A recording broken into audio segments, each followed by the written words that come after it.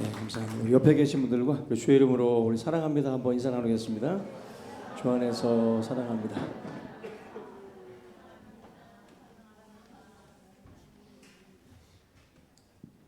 예, 오늘은 당신을 예수께로 이끈 별은 무엇인가? 당신을 예수께로 이끈 별은 무엇인가라는 제목으로 같이 하나님의 말씀 나누겠습니다. 우리가 대강절 셋째 주기 때문에 성탄절에 관련된 말씀을 좀 준비를 했습니다.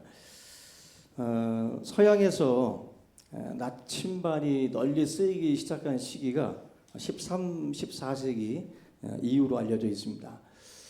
이때부터 이제 나침반이라는 그런 기구들을 사용을 했는데 초기에 이 나침반 같은 경우는 자기 편차가 너무 심해가지고 이게 정확하지가 않았다고 그래요. 그래서 그 진북을 그야말로 이제 지구 회전축 바로 그 경도가 모여지는 그 부분 진짜 북쪽을 가리켜야 되는데 이 자북을 가리키는 그러한 것이 이제 사실은 시기적으로 이렇게 이동을 한다고 그래요. 자북은 고정적이지 않고 뭐 150년, 140년 이런 간격으로 이 자북이 이제 움직이기 때문에 한마디로 이제 항해하는 분들 입장에서는 낭패를 당한다라는 것입니다. 한마디로 그걸 의지하고 백길을 떠나다가는 길을 잃게 된다라는 것입니다. 그래서 항해하는 많은 항해사들이 옛날에는 이 나침반이 처음 나왔을 때는 나침반을 의지하지 않고 우리가 예상하듯이 별을 보고 북극성을 바라보고 방향, 이 북쪽이 어딘지를 이제 분명히 하고 그렇게 이제 항해를 했다고 그래요. 광야를 가는 분들도 마찬가지로 지도를 펴도 그리고 이 어떤 그 방향을 헷갈릴 수 있죠. 방향 자체를 나침반 의지했다가는 또 틀리기 때문에 이것도 마찬가지로 하늘의 별을 보고 방향을 잡아서 움직였다라는 것입니다. 결국 별이라는 것은 우리가 살아갈 때 방향을 알려주는 그러한 지표가 됩니다. 그래서 별은 사람으로 하여금 움직이게 만드는 그러한 역할을 하고 신호가 돼요. 오늘 우리가 살펴보는 이 동방박사도 예수님께로 오는 그 과정 속에 어떤 것이 역할을 했냐면은 별이 그 역할을 했어요.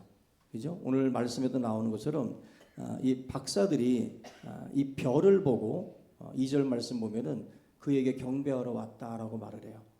그냥 온 게 아닙니다. 별이라는 것을 통해서 예수님께로 이제 이 동방 박사들이 인도함을 받았다라는 것입니다.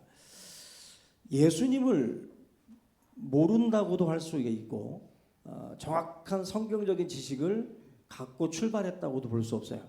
이 사람들 예전 우리 이스라엘 백성들이 바벨론 포로 이후에 또 페르시아가 세계를 제패할 때 그 바벨론으로 또 페르시아로 포로로 끌려갔던 유대인들이 여기서 이제 메시아에 대한 유대인 사상들을 나름대로 이제 드러냈을 수도 있습니다. 그래서 이 바벨론이나 페르시아 이 제국 안에도 하나님의 말씀에 대한 노출이 있었을 거라고 생각들을 하고 있어요. 그러나 이 동방박사 이 사람들이 정확한 성경 지식을 가지고 있다라고는 단정 지을 수 없습니다. 그냥 이 헬라어에 보면은 이 동방박사가 뭐라고 써 있냐면은 마고이라고 써 있어요. 마고이는 이 페르시아에서 천문학, 점성술 뭐 이런 것들을 전문으로 했던 박사들입니다. 흔히 우리 점쟁이라고 보시면 안 돼요. 점쟁이가 아니라 이 사람들은 지성인들이고 최고의 엘리트들입니다. 이 사람들이 뭐 전설에는 뭐 4명이 오다가 1명은 이탈하고 3명만 왔다 뭐 이런 이야기들이 있지만 이건 뭐 신빙성이 없고 우리가 이 동광박사 어쨌거나 이 세 사람의 특징은 마고이 바로 동방에서 천문학이나 점성술이라든지 이런 다양한 천체에 대한 그 지식들을 가지고 있었던 사람들로 보고 있습니다. 근데 여러분들 동방박사가 이렇게 이동하는 그 거리가 뭐 인천에서 서울 가는 거리가 아니라 거의 뭐 한 3, 4개월이 걸리는 거리예요.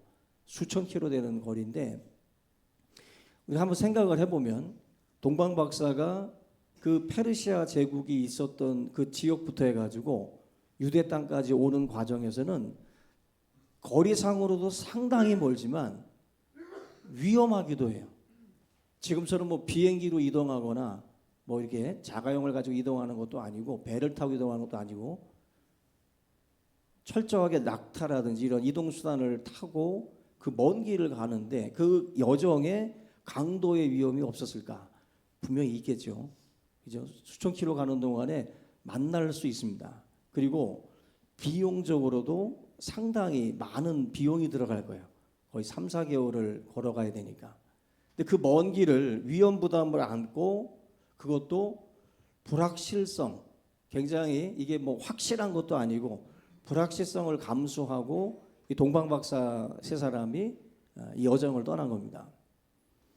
우리가 오늘 이 2절에서 말씀을 보는 것처럼 동방박사를 예수께로 이끈 것은 그 먼 길을 가는 과정에서 이 별이라고 하는 것이 그 역할을 감당했습니다.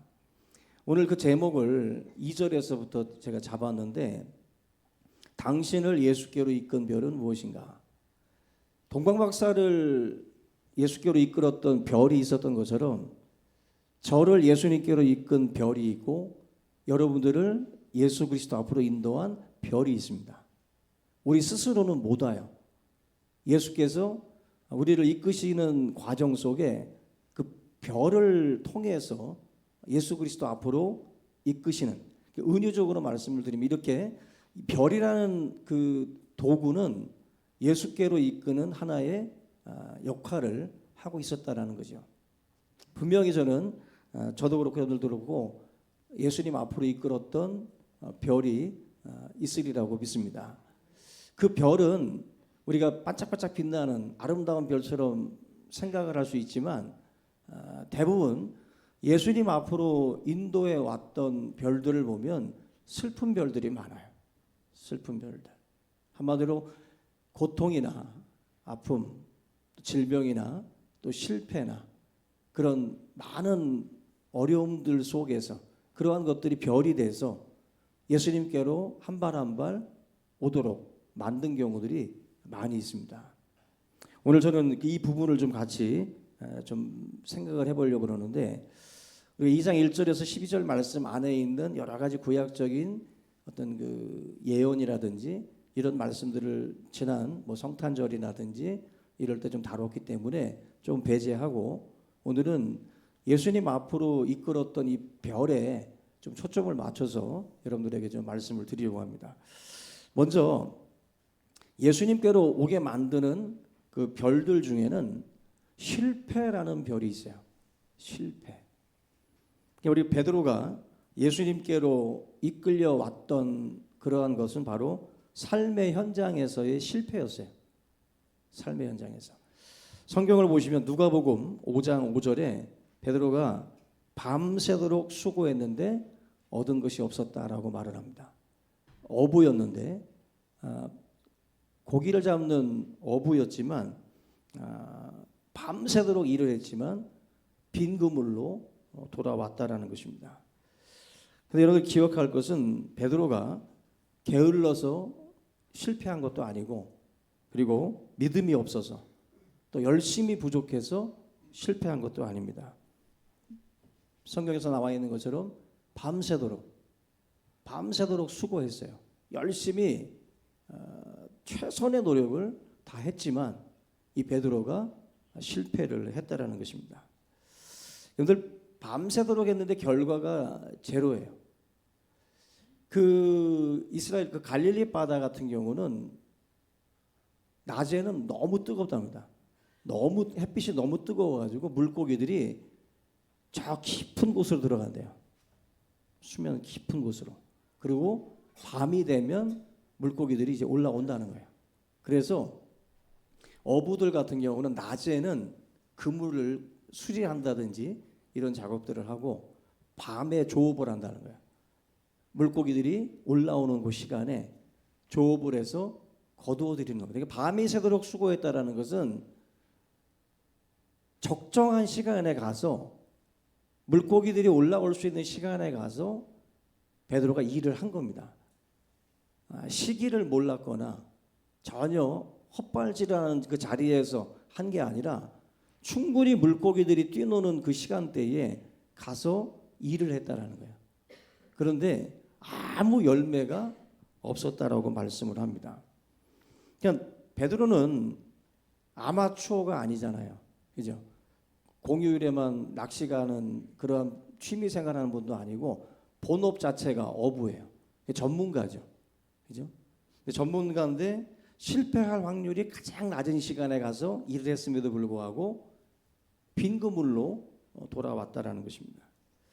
인생에서의 그런 쓰라린 실패라는 것이 그 사람이 뭐 수준이 낮거나 노력을 안 했거나 그래서 실패하는 게 아니라 실패하는 인생이라는 것이 꼭 그렇게 어떤 그러한 사람들만의 것이 아니라 최고의 뭐 능력과 최고의 자금을 다 쏟아부어도 실패할 수 있다라는 거예요. 실패할 수 있다. 베드로 같은 경우도 그렇게 보면 대충 살다가 망한 실패가 아닙니다. 최선을 다해서 살았지만 실패한 그러한 모습이라는 거죠. 저와 여러분들 가운데도 실패 그런 경험이 있을 겁니다. 근데 그 실패했지만 전혀 여러분들이 최선을 다 하지 않았기 때문에 온 실패가 아니라 최선을 다했지만 그렇게 빈 그물로 돌아올 수도 있다라는 거예요. 베드로가 가장 실패하고 낙심했을 때 그때 예수님께서 베드로의 배에 올라요. 베드로의 배에 오르셔가지고 말씀을 합니다. 누가복음 5장 4절 보니까 깊은 데로 가서 그물을 내려 고기를 잡아라. 예수님께서 베드로의 배에 올라서 지금 하나의 조언을 해주는 거죠. 그죠? 근데 보면 전문가가 밤새도록 이렇게 수고해가지고 안 된 일인데 제가 갑자기 나타나가지고 이렇게 해봐 저렇게 해봐 이 어줍지 않게 만약에 이렇게 얘기를 하면 전문가가 들을까요? 100명, 1000명, 10,000명 중에 한 명 들을까요? 택도 없는 소리입니다. 전문가가 최선을 다해서 하고 왔는데 비전문가가 얘기를 하는데 누가 들어요 그 소리를? 전혀 듣지 않습니다. 그죠? 바둑도 훈수 잘못 두다가 귓방맹이 맞는데 이거 전문가들한테 가가지고 이런 어줍지 않게 말했다가는 정말 온갖 욕을 먹습니다. 온갖 욕. 그래서 늘 전문가들은 잘 그 다른 사람들의 말에 귀를 기울이지 않아요. 그 전문가 위에 있는 전문가가 좀 얘기를 해줘야 학위적으로 좀 높은 전문가가 얘기를 해줘야 조금 듣습니다. 그죠? 컨설팅이라는 게 비전문가가 와서 얘기하면 그게 듣겠어요? 사실은 다른 사람 전문가가 전문가를 조언해줘도 그걸 또 시덥지 않게 듣는 사람들도 많습니다. 근데 이 베드로가 이렇게 예수님께서 말씀을 했는데 이걸 듣습니다. 5절 보시면 우리 누가복음 5장 5절에 시몬이 대답하여 이르되 선생님 우리들이 밤이 새도록 수고하였을 때 잡은 것이 없지만은 말씀에 의지하여 내가 그물을 내리리이다. 여기 보면 어부의 상식에 딱 맞는 말이었으면 베드로가 이렇게 말을 하지 않았을 거예요. 정말 대단한 생각입니다. 정말 당신의 생각대로 한번 해보겠습니다라고 말했을 거예요. 근데 지금 베드로의 저 말씀을 보면은 사실은 당신이 하는 말은 말도 안 되는 소리인데, 말도 안 되는 소리인데 한번 당신의 말을 의지하고 한번 그물을 던져보겠다라는 거거든요. 전문가로서 내가 선택지를 다 해봤다는 거예요. 다 해봤는데 당신이 하는 이 말에 대해서 한번 해보겠다. 이거는 여러분들 베드로가 겸손해서 또 믿음이 엄청나서 지금 이렇게 한 게 아닙니다. 베드로가 지금 여러분들 지금 시작도 안 한 시점에 지금 베드로는 믿음의 첫 발을 내딛지도 못했던 시점입니다. 그래서 베드로가 대단한 믿음이 있었다라고 볼 수도 없어요. 말씀을 의지하여라는 말도 그가 엄청난 믿음으로 하는 고백이라기보다는 베드로가 이 실패를 경험하고 난 뒤에 자기가 자기 판단을 밀어붙일 어떤 논리나 어떤 그런 에너지, 자기의 경험을 주장할 에너지나 이런 것들이 다 고갈됐다라고 볼 수 있어요. 그러니까 이 사람이 겸손하거나 대단한 순종의 어떤 그 모습이라기보다는 귀찮다고 할까? 뭔가 이렇게 다 뭔가 이제 자포자기한 상태에서 한번 해보겠다라고 하는, 더 이상 뭐 누구랑 뭐 토론을 하고 반박을 하고 뭐 이런 에너지도 그냥 다 고갈돼 버린 거예요.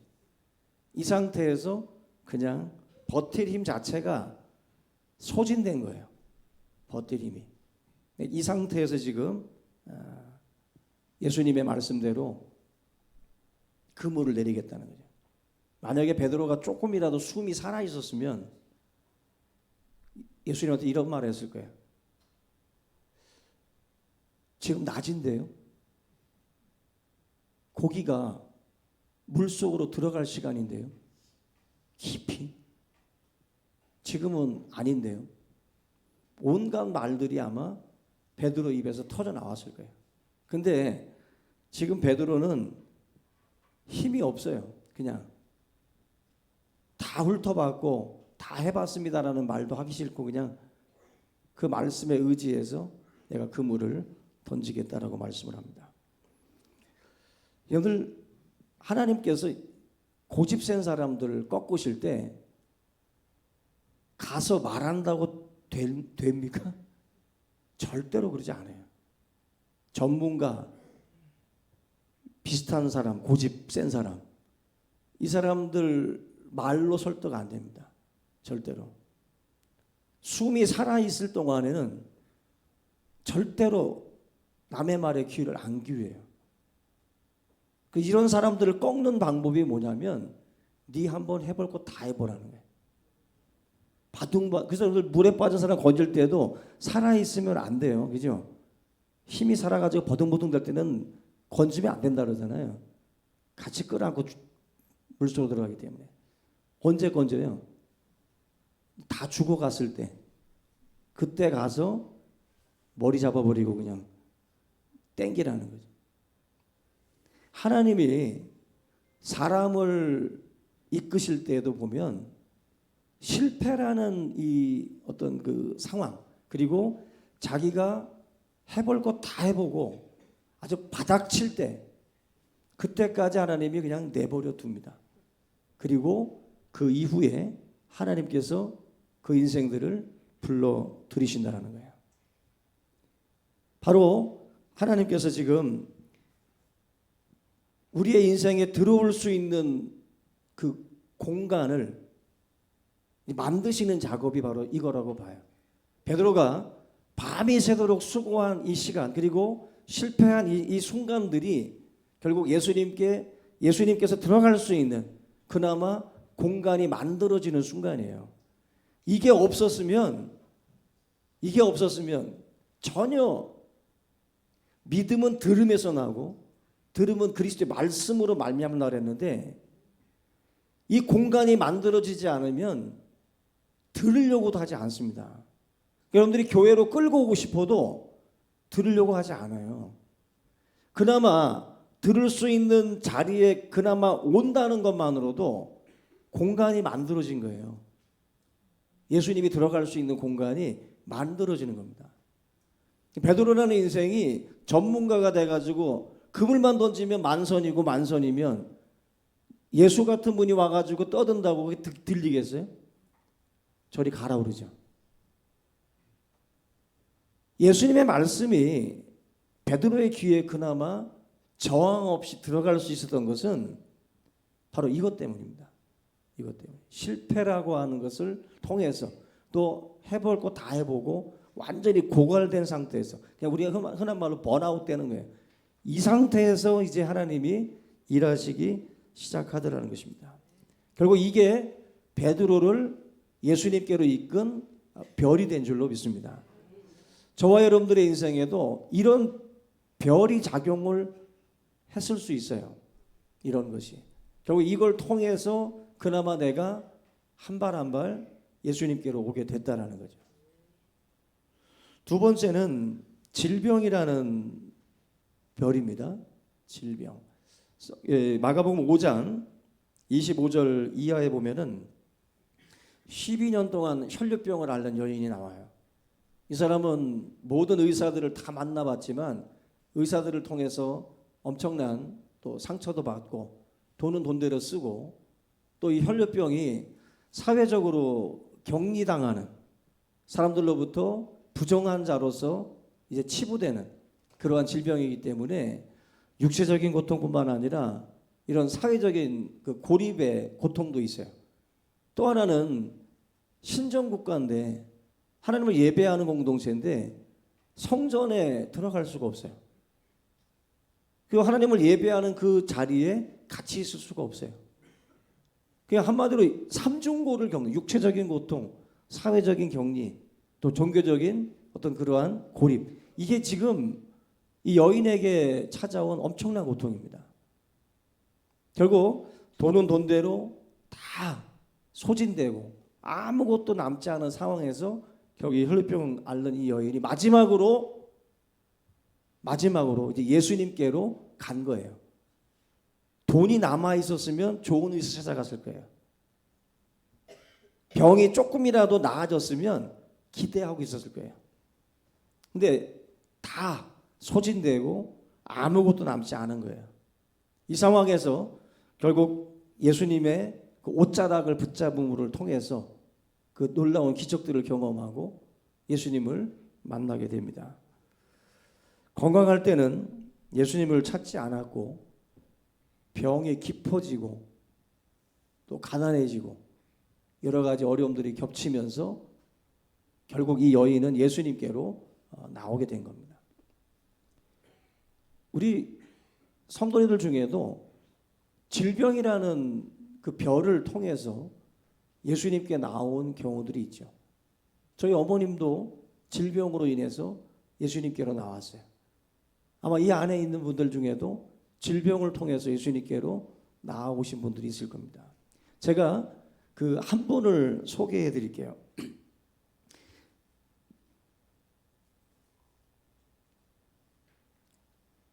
(91년도부터) (93년까지) 우리나라 과학기술처 장관을 역임을 했던 정근모 박사가 있습니다.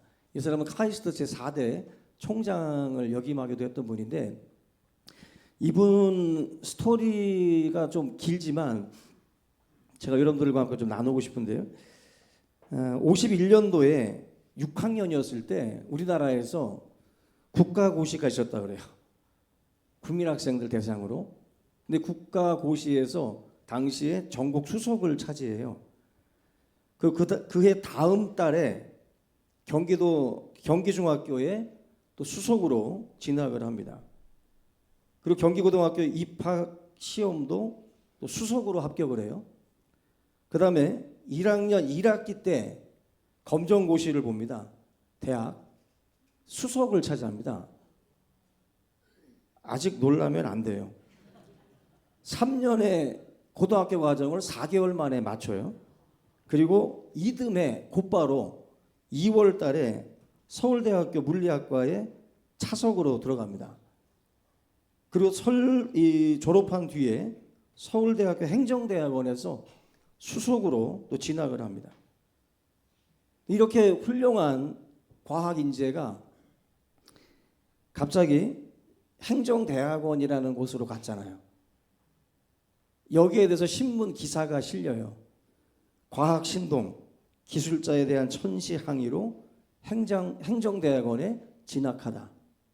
이 신문 기사를 이승만 대통령이 봅니다. 그리고 공보비서 최치한이라는 사람을 통해서 미국 유학길을 열어줘요. 그래가지고 이 사람이 미시간 주립대학교에 이제 유학을 가게 되는데 여기서도 이제 석사 과정을 거쳐야 되는데 너무 성적이 뛰어나니까 석사 과정을 거치지 않고 곧장 박사과정으로 뛰어갑니다. 그리고 이 박사과정을 보통 여러분들 박사과정은 7년 막 10년 걸리거든요. 근데 2년 만에 또 박사과정을 마쳐요. 24살이었던 63년도에 플로리다 대학교 조교수로 임명이 됩니다. 숨차죠 지금. 아직 안 끝났어요. 67년도에 뉴 공과대학 전기물리학과 부교수로 부임을 해요. 근데 69년도에 미국에 공화당 정부가 들어서면서 개발도상국들 무상원조 해주던 그 정책이 바뀌어요. 뭘로 바뀌냐면은 무상원조하는 것을 이제 지향을 하고 교육기관 투자로 바뀝니다. 그러면서 아이디어를 이제 구하게 됩니다. 이 정군모 이 박사에게 이 존 한나라고 하는 총장님을 통해 가지고 제의를 받아요. 어떻게 하면 좋은 아이디어가 없겠냐? 이 개발도상국들에게 이 교육 투자할 어떤 좋은 아이디어. 그때 이분이 하나의 제안을 하는데 한국에 과학원을 창설을 해서 한국 과학의 미래를 열어주면 좋겠다. 그래서 이제 설립이 된 학교가 바로 한국과학기술원 이 카이스트입니다. 이 카이스트가 결국 이 정근모 박사를 통해서 설립이 되는 거거든요. 그래서 초대 이제 부원장으로 들어오고 이제 4대째에는 총장으로 이 카이스트를 섬깁니다. 지금 제가 말씀을 드린 이러한 그 내용들을 우리가 이렇게 보면 어떤 인생이에요? 정말 한 줄만 우리가 갖고 있어도 이 사람 이력에 한 줄만 갖고 있어도 정말 평생을 읊어먹을 것 같은데 이 사람은 한 줄이 아니에요. 이력을 제가 읽기도 벅차. 어마어마한 이력을 갖고 어마어마한 어떤 관심을 받던 인물이에요. 근데 이런 분에게 시련이 찾아옵니다. 유신 정부로부터 이제 부당한 간섭과 압력을 받으면서 간염을 앓고 그리고 건강이 최악의 상태가 돼요.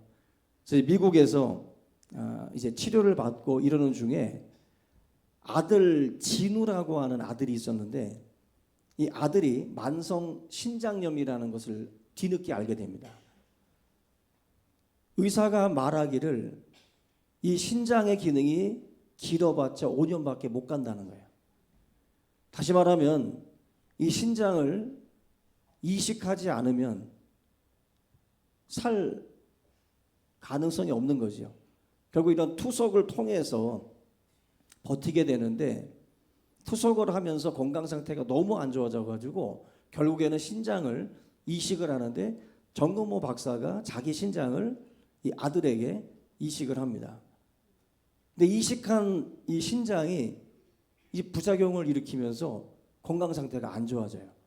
그러면서 그 약을 복용을 하는데 이 약이 또 너무 독해가지고 간까지 치명적으로 많이 안 좋아집니다. 이런 상황에서 정근모 박사가 할 수 있었던 일은 기도밖에 없었다는 거예요. 기도. 당시에 굉장히 그 황달에서 흑달로 바뀌면서 이 아들이 정말 죽음의 문턱까지 막 간 그런 상황이었는데 당시에 뉴욕에 있던 교회 그들이 원래 다녔던 그 교회에서 연락이 왔다는 거예요. 교회에 문제가 있으니까 함께 모여서 기도합시다.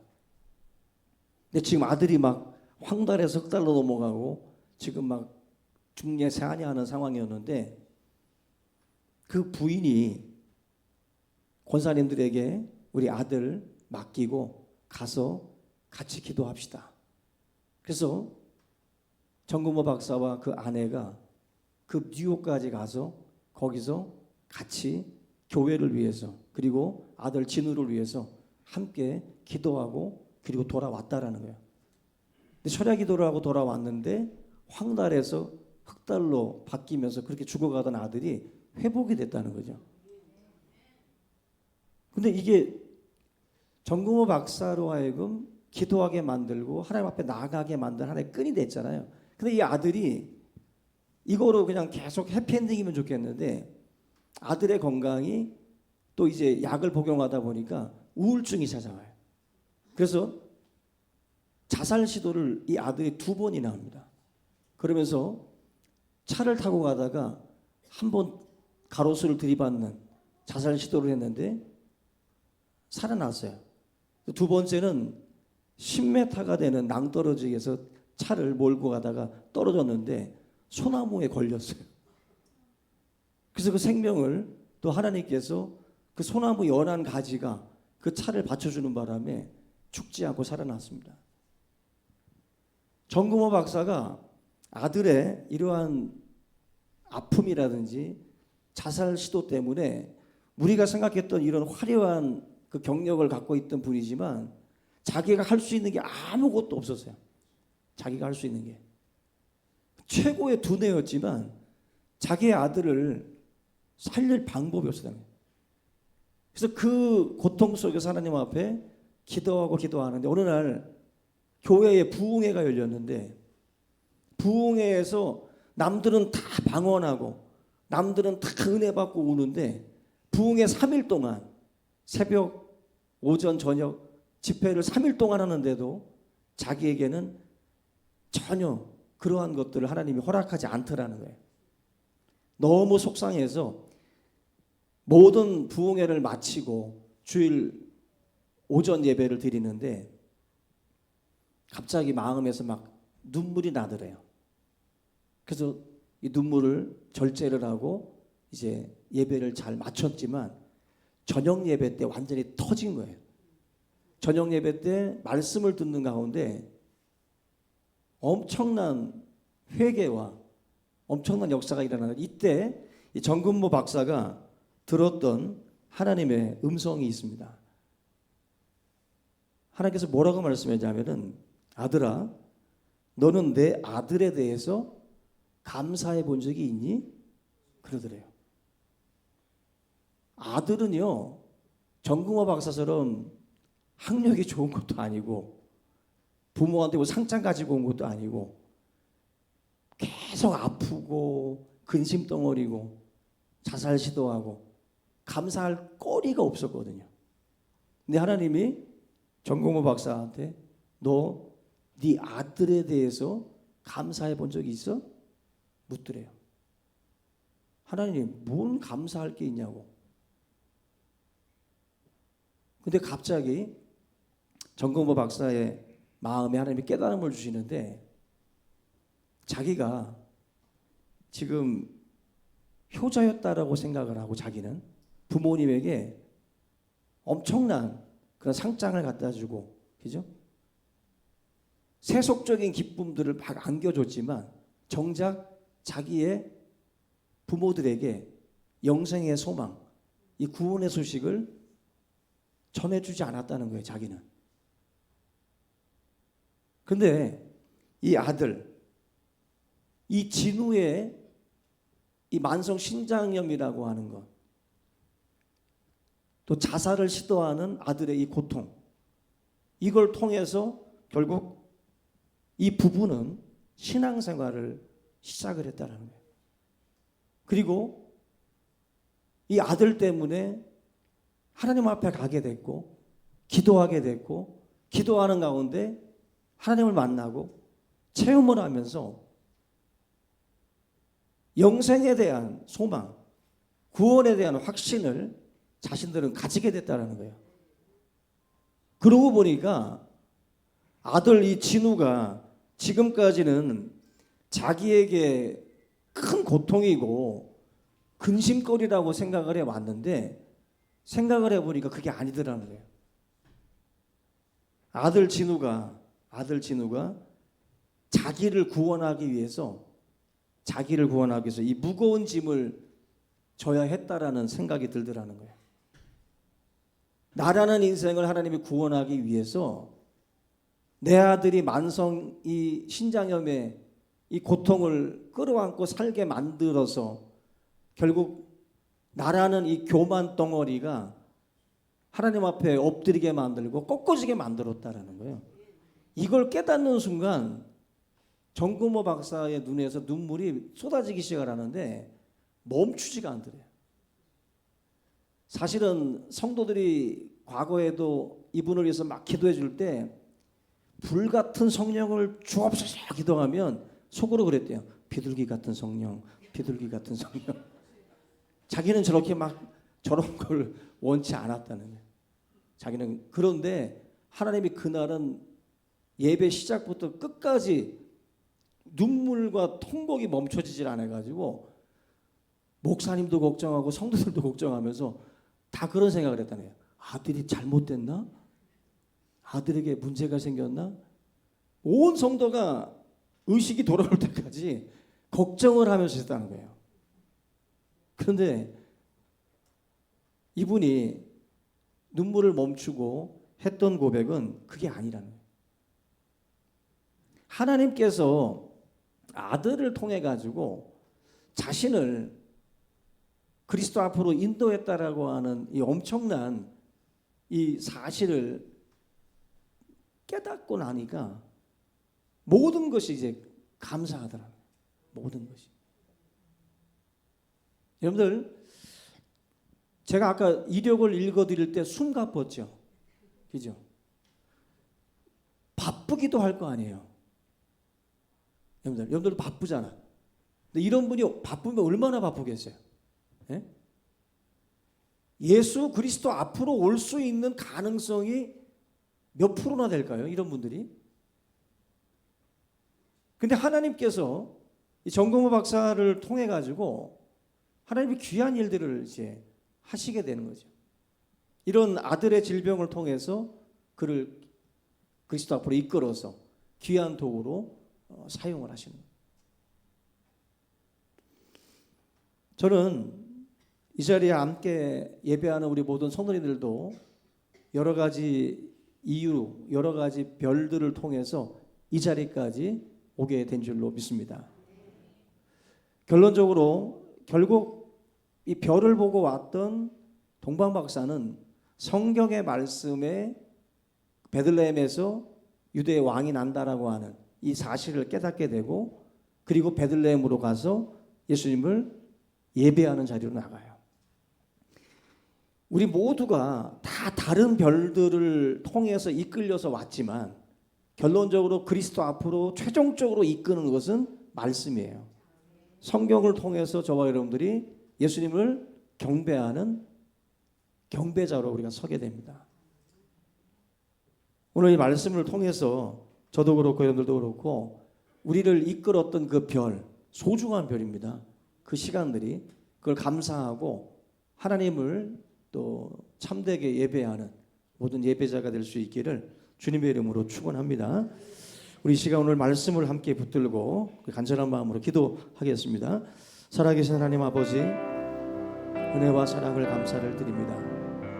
우리가 여기까지 이를 때까지